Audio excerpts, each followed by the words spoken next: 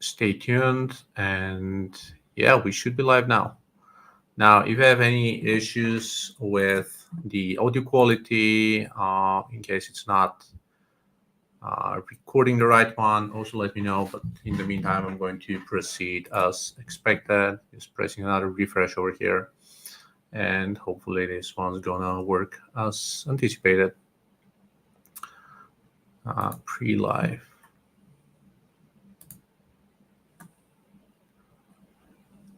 LinkedIn is working in kind of mysterious ways. So that one probably needs to be pressed as live on their end.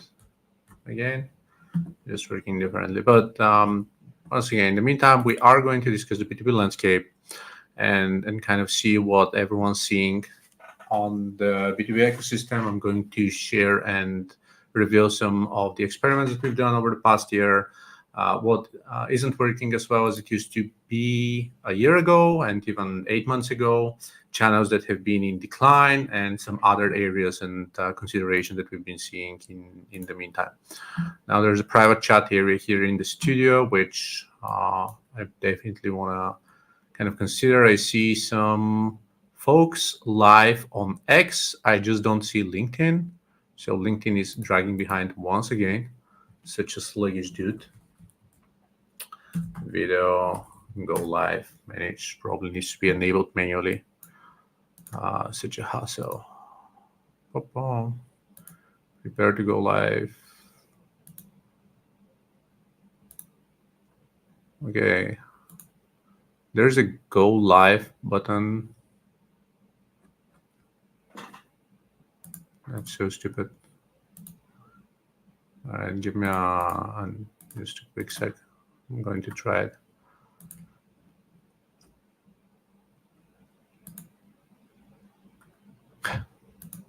Yeah, LinkedIn may be failing afterwards.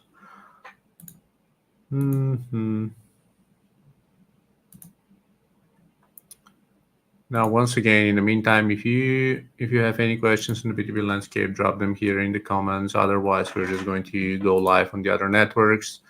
And yeah, it would have been great if LinkedIn was actually working, but they're not really the type of platform that's providing the right level of intent. Start streaming, you'll see a preview here. Well, I am streaming, so surprisingly, that's something that LinkedIn should have captured already. But thanks, LinkedIn.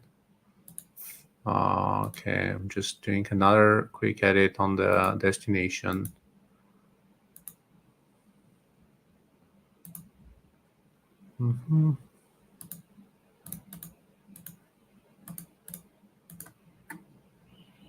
Yeah, well, maybe it's streaming elsewhere because it doesn't let me use the initial stream. All right, so what are we going to cover here? Let's jump right to the main topic. And yeah, the event isn't live yet, so sorry about everyone who's been on LinkedIn. I really wish it worked, but then again. So what are we going to talk about today? We're talking about the B2B ecosystem, what changed over the past year and a half. What are the difference that we see on the business landscape, and kind of what are the solutions that we plan to execute, and what's actually been working lately here. So first and foremost, my name is Mario Peshev. I run several companies. One of them is Devrix, Martech digital consultancy, profiling in WordPress, SEO, HubSpot, go-to-market solutions. I also run Growth Shuttle, which is my business advisory firm that's been going on for the past decade, doing digital consulting, business advisory, digital transformation. And I'm also an angel investor, startup and business advisor with over 400 clients in my portfolio. I spent over 10,000 hours training business classes and other kind of consulting initiatives over the past 20 years. I just wrote a book called MBA Disrupted, discussing the concepts and the fundamentals and the foundations of running a business. from how to start, market research, competitive research, and everything else that you need to be aware of in order to make the right decisions and actually make the right choice. So without further ado, what are we talking about today? Again, for the third time probably, is today's topic is about B2B and what's changing on the B2B landscape. What we've found working over the past decade, I would say, is different channels. We are very bullish on branding and organic. On the agency side, we've actually cruised for about 8 years, heavily on inbound marketing and SEO. Education has always been dear to my heart, which is the reason why we've spent many years and we have an in-house team providing and executing on top-level content strategies. This is something that, again, is dear to my heart and I care about. And this is the reason why we've been investing heavily into that. So this led to us ranking on top 3 for keyword terms such as WordPress development agency, WordPress retainers, WordPress development company, and whatnot, ever since the dawn of 2015 up until mid 2023. Now, what made the biggest difference was the Google's helpful content update released in September of 2023, then followed up by other updates in October, then in March, in May. And all of these combined led to the fact that we have effectively not been able to rank for anything helpful on the agency side. Now, as an agency, we are also providing similar services to our clients. And what we see from a portfolio of about 15 sites that we manage is that ours and another couple of businesses in the service agency space are struggling pretty hard. B2B SaaS are doing okay, even though not great, unfortunately. And all other businesses, of course, are growing, and kind of what we're doing for them makes a lot of sense. But we see that the helpful content update has led to different challenges on the business development and growth side, and particularly for organic visibility. What we definitely see as the biggest problem is that SEO has started to classify transactional and commercial keywords as informational keywords, therefore trying to pivot and kind of provide the wrong type of intent to their customers, which kind of sucks. Meaning that if you search for, and I'm going to use as an example my own personal website, which I believe is still ranking top 5 for like business advisor in the States, but for many years in a row, Business Advisor, I was ranking the first spot in Google for digital consultant, and all of them were heading to my homepage or a corresponding landing page discussing these services. Now, what happened starting with helpful content update is that all of these, same goes for the agency and some of the other businesses we manage, all of these started to point to blog posts, right? And there's the concept of cannibalization as far as as far as the SEO space is concerned. So cannibalization is definitely something that is top of mind for many. And we always keep it in mind, of course, and it's something that we monitor extensively, something that we track down internally. And this was not a case of cannibalization. It was changing the intent of specific keywords from commercial and transactional to intent related to informational queries, which isn't really aligned to what we need.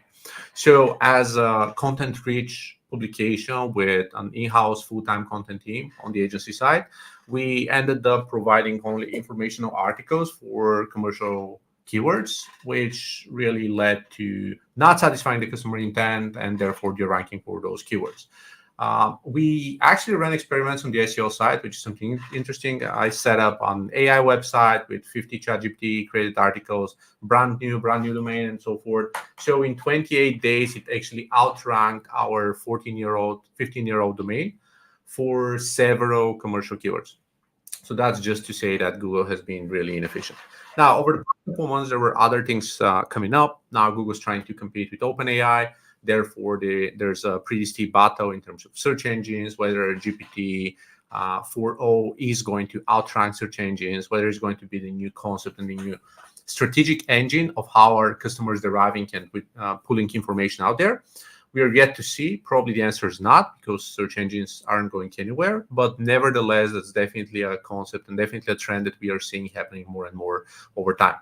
Now, as a result, what we see here is that SEO is in shambles, and specifically service providers, B2B service providers are in a pretty dire strait on that end of the funnel. Now, other clients that we have, some in the publishing space, even though publishing still has some ups and downs, but ours are going up, luckily. So publishing space is still fine unless we consider um, publishing is still fine unless we consider the backlash and the withdrawal from Facebook and from organic search. So that's kind of one area that's definitely in a good state. Directories are something that's definitely not struggling. Our directories are doing great. They're ranking and going up very, very well. So they're progressing in a pretty spectacular manner. Some traditional businesses like laundry or escape rooms or others are also doing great. So the more traditional areas are performing and moving in the right area for sure. But once again, the ones that are tailored to transactional searches for services, these are underperforming, and that's a problem. So that's on the SEO front. Now, another thing that worked well for us is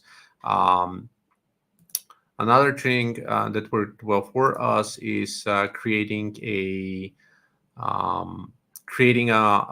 social strategy around LinkedIn and X in particular. And apologies for the distractions. I see that LinkedIn eventually refused to really stream, so that's kind of unfortunate.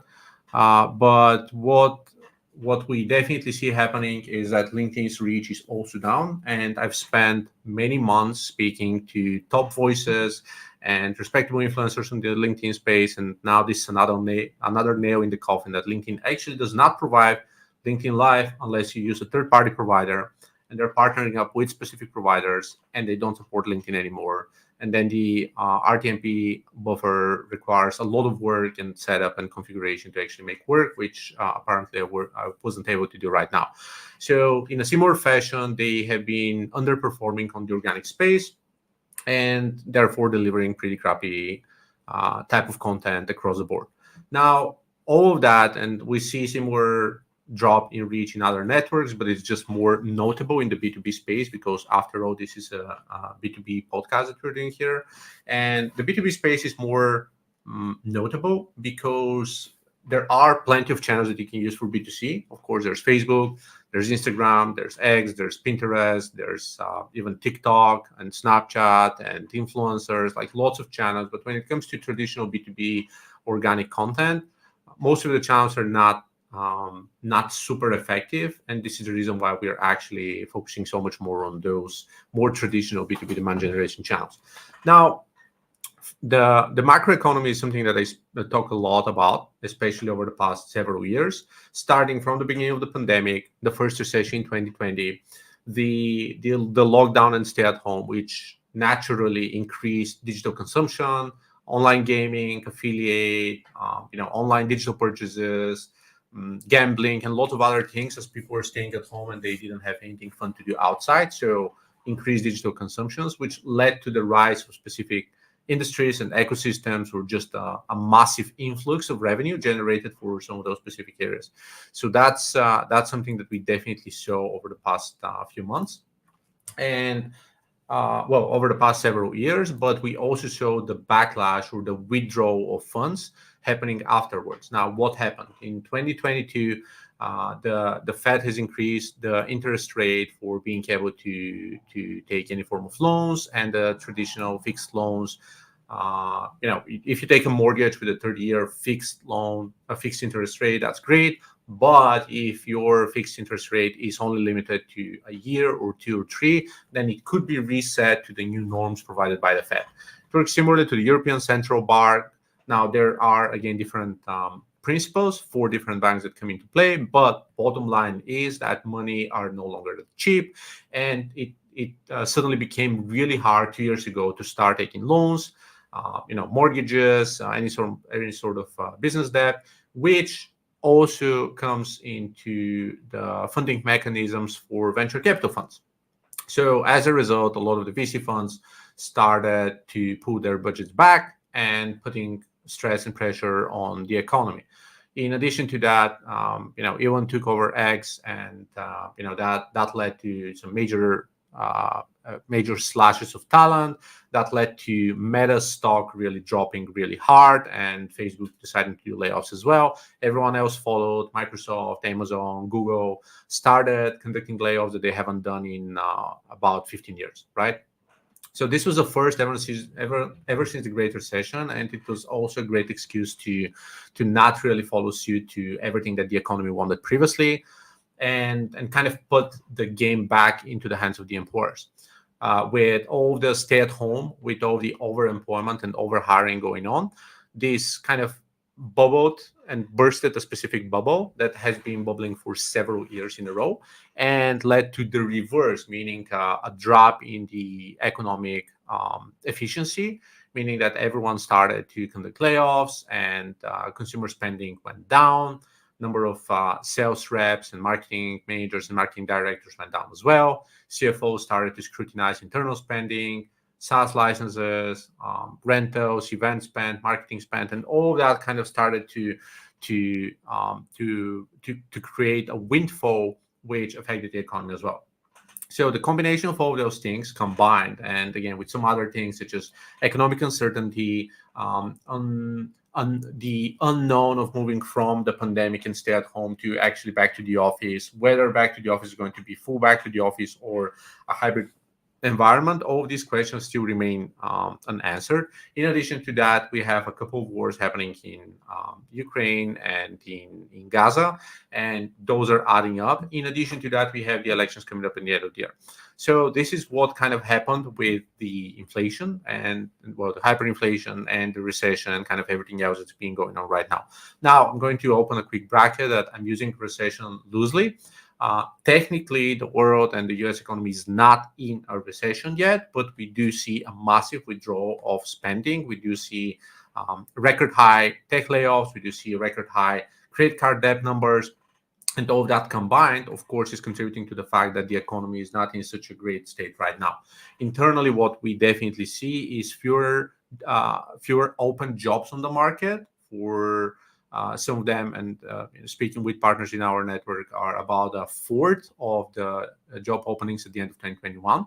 And that's a reality. We see that salary expectations have decreased as well. So open roles for specific roles in a number of different companies are now paying 20 to 30% less than what was the going rate in 2022.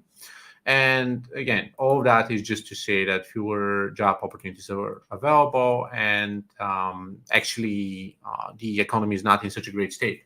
In addition to the hyperinflation going on, which increased the price and cost of goods and items in supermarkets, all of that again is not contributing to the best of what we would expect from an economy. Now, what works now? Again, there are B2Bs are working in different capacities. It could be a B2B service-based B2B. It could be B2B SaaS. You may be working with healthcare. You may be working with the large enterprise. So there's no specific channel that works well or not, but I can discuss and I can speak to the trends that we are seeing here. First and foremost, what we see is that paid ads are still performing in certain areas. So paid ads are one of the reasons why LinkedIn organic reach is down, and why publishers are not seeing that much have a success on Facebook. Now, the two reasons why the Meta network is moving in different directions. So, is first, increasing revenue in a low recessionary state. If ads cannot be, if CPCs need to go down because advertisers cannot afford to spend, then they need to essentially create more ad units and populate more ads here and there, and just provide more opportunities to keep the cost low while keep the inventory high. So that's one of the things that's happening. LinkedIn is also doing the same. They are increasing the frequency of displaying ad units on their platform and on their feed. So that's something that we've been seeing consistently going on over the past few months. So one of the reasons for reach going down is, once again, reach is going down because networks are trying to incentivize you to boost your posts and run ads, and they're also placing more ad units and placing more promoted posts here and there to make sure that they can actually monetize on that. So in other words, if you take a look at the latest market data, so just Just yesterday, Amazon reached the 2 trillion market cap. So Amazon joined NVIDIA, Apple, Google, and Microsoft in the small subset of companies that reached $2 trillion. Now, think about that. It's Amazon, NVIDIA because of the AI chips, Apple, Google, and Microsoft. So Google owns again YouTube, Microsoft owns LinkedIn, and Meta's not there yet, even though they're trailing in that direction. But these consumer D2C, B2C type of businesses are actually very successful because they can still squeeze the market, and they have the flexibility to bend it and pull it in different directions and provide that level of autonomy and even traffic reach. So working with that huge of a user base, they can afford to actually tell you, well, your organic reach is not working, but it's more or less a monopoly market. So there are not so many different places you can go to and meet your buyers and meet your partners and vendors and do some hiring. So you need to stick around for the most part, even if you spend less time. So ultimately, you're still going to be here, but you need to pay up more. So they experimented with different things. Now, LinkedIn has premium. They also have Sales Navigator, so they have different ways to monetize that. X has released badges. Meta has released badges and kind of the paid blue badge, paid subscription or whatever for Facebook and Instagram and maybe other networks too. So they have been trying to monetize and increase subscriptions and decrease the dependency on ads, but right now they can't. And until the market finds a better channel to operate in, they're still going to squeeze in on the ads front. So what we see right now is ads are still working in the era of B2B. Now, what does that mean? First off, there are different types of ads. We have social ads, we have search ads. When I talk about social ads, I'm talking about all the social networks. When I discuss search ads, I talk primarily about Google, Bing, YouTube search as well. So specific different search terms that businesses are going to use in order to yield a keyword and open and render specific ad set. So Google Display also falls somewhere in between. But we definitely see that these are not dying, and businesses being desperate are still bubbling up budgets out there. Now, this also expands into different areas, however. So first off, the number of channels is pretty limited. So businesses have to keep spending money on ads. This is kind of how it works. There are limited opportunities. Once again, SEO isn't working as well. Earned media isn't working as well.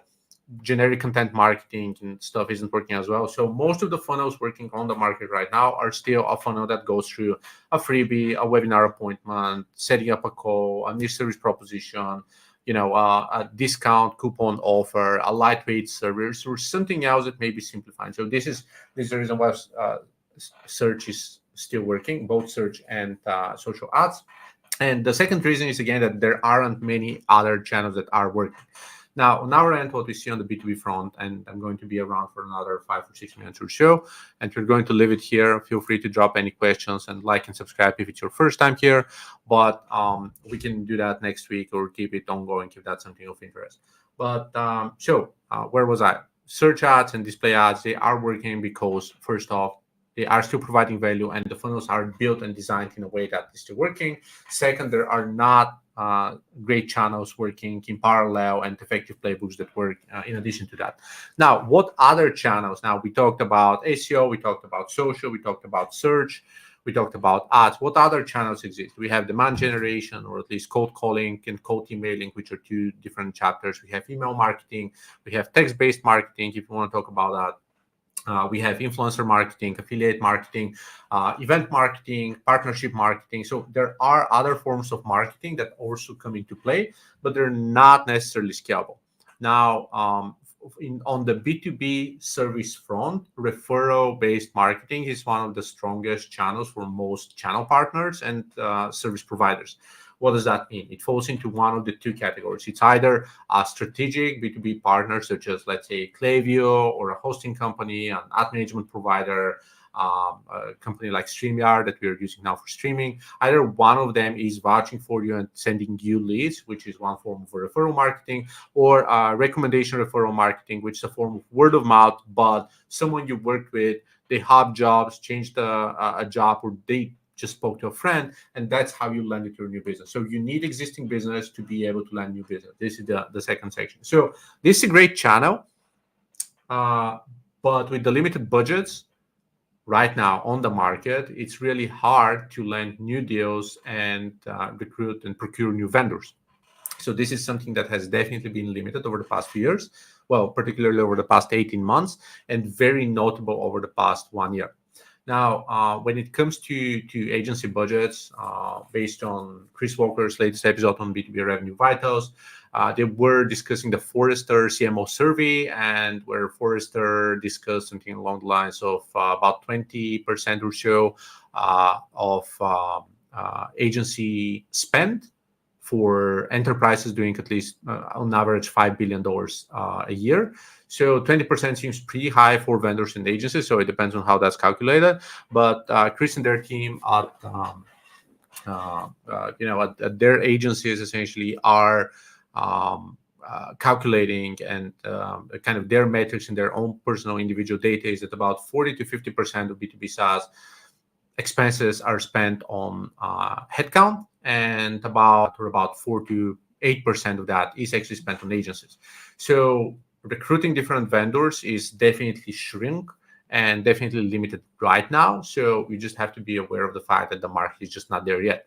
Other stats that are available out there is, first off, B2B deals are on average taking twice as long to close, in some cases 3 times as long, meaning that the previous unit economics of outbound sales or cold calling or even event marketing are not yielding the same results, meaning that the output of BDRs and SDRs is not returning the right results right now at the moment. So we also have to be aware of that. So this is just something that we need to understand, and this is the reason why many SDR and BDR teams are getting decomposed and restructured into maybe an account executive, or just one BDR doing everything, or just one SDR that's stepping up and actually understanding the industry. But teams of 3, where previously you had a BDR, an SDR, and account executive or so, or a similar combination, are now shrunk into a single individual, or maybe 3 teams of 9 people are now 4 people, but there's definitely a cut in that department, and it's something that we definitely have to keep into account. So that's one other thing that's happening in the space. So business development isn't working, deals are taking longer to close, ads are not efficient as well, but the difference between SEO and brand marketing, affiliate marketing, partnership marketing, and so forth is that by the virtue of attribution, paid ads are one of the easiest things to evaluate in most cases. Now, having a funnel that's to a phone call, webinar, schedule them or so, is the easiest way to pump money into a specific channel that's scalable, and you can track down conversion rate down to every single stage of the funnel. Whether it's effective or not, that's a different question. Whether the right signals are in place, meaning are these people ready to buy now because of this paid ad, or probably they've seen your content previously, they've met you at an event, they've read your social media content and so forth. It's likely the latter. That's a reality, that there are different multiple touch points, anywhere from 10 to 40 plus different touch points that the business needs to make with a vendor to eventually select them and make sure that they're providing value for them and they're a part of the shortlist. The Sixth Sense study, by the way, is also commenting on that. The average B2B deal, anything over $10,000, which honestly is pretty cheap. So it encompasses a pretty large segment of B2B deals. But the average B2B deal size takes a year to close. Once again, a year from the start of the decision to closing the deal. The first 8 months are spent on due diligence, whereas the buyer is doing their own research, meaning reviews, affiliate sites, dark social, Reddit, recommendations by friends, events, meetups, meeting vendors without necessarily being in a buying mode at that time. So after 8 months of due diligence, they shortlist 2 or 3 potential vendors. They reach out eventually, and that's how the procurement process starts. But what sits in behind is the other 8 months of due diligence and work prior to that that has happened previously. And this is actually what really comes into play. This is what's making the real difference in this ecosystem. So yeah, that's what we've been seeing here. A few other things that I haven't mentioned is I mentioned events and partnership marketing. Partnership marketing is still pretty crucial, and there are specific ad hoc businesses that are doing well in that economy and that environment. So if you can partner up with them, and you can tap into their own existing ecosystem, that's wonderful, because they have clients uh, facing problems, but just not doing public procurement. They're not putting out RFPs. They're not like doing active research. They have problems and they're pricing problems. They're trying to solve them internally. But if you can actually face them at that stage of the process, then you win, because this is the right time to actually speak to them. So that's one thing that you have to you have to consider. Now, the other aspect that I want to bring up is events. Events are definitely back on the rise. People have the Zoom fatigue going on from everything that happened during the pandemic. They spend too much time online, too much time on Zoom meetings with clients. They have the FOMO of everything that's happening outside. So events are back on the rise right now. People crave events. They want more creative events. They want more entertainment and experiences and other things happening with events. So events are definitely crucial. They work better than they worked in 2019, 2020, pre-pandemic. And they're definitely super efficient. The problem with events is that there is a limited number of events you can go to. So it's not a funnel that you can roll out 24/7. It's not like trade shows back in the day. So there's still more diversity and still more things going on, but events are still pretty crucial. And the last two areas that we're focusing on more right now, the first one is brand ambassadorships. Think about influencers for B2B businesses. I have my own brand ambassadorship deals with B2B brands. I have two business advisors and brand ambassadors I work with myself, and we're working with more for specific deals for trying to get us into specific communities, make intros to specific communities, to specific Slack groups, and so on. So working with the right key opinion leaders, the thought leaders and influencers in the specific space is crucial, super helpful for lots of businesses, and it's essentially the definition of influencers in the B2B space. That's working really well right now, and that's one of the channels that we're prioritizing in on kind of on both sides of the funnel. The other aspect is I'm spending, due to the limited reach on social and the crappiness of SEO and all the spam bots on Reddit, and don't get me started on Reddit and Quora and how many spam bots are there, and fake AI answers with hallucinations. I'm spending a lot more time on Slack communities, building genuine engagements one-on-one with different leaders in different ecosystems. There are, and again, you can look up yours, but in my case, there's MOPS, Marketing Operations, is a great Slack community for marketing ops professionals. There's Rev Genius. I have 3 different Slack communities on my own. There's the Beehive group. Apollo has their own Slack community. So all of these are gathering people by interest or show, and are engaging and meeting with each other. So you can definitely make sure that people are reading what you say. You can join specific targeted conversations. Your opinion is not lost in the abyss. There are Ask Me Anything sessions and so on. In addition to Slack, there are also other communities on School or Circle that are happening online, but they're usually harder to manage and harder to work with because they're hosted on different platforms. So that's a recap of what the B2B landscape looks like now in 2024. Thanks for staying up here. Even though LinkedIn didn't work, please leave a comment below, and I'm still going to post that on LinkedIn. But if that's of interest, I'm happy to make it more regular, once a month, once every 2 weeks, or even if there's enough questions, we can do that as a weekly show. I post a newsletter on that, by the way, on macroeconomic tips, price consumer index, and inflation rates, mortgage rates, and everything, which is called the Growth Blueprint, available on LinkedIn and on my own website. But if you aren't subscribed yet and you're interested, drop me a comment. If you have any specific topics that you want to discuss next time, or you have questions, let me know what the questions are, and also what are some good times that you'd like to join next time. Cheers, and thanks for staying.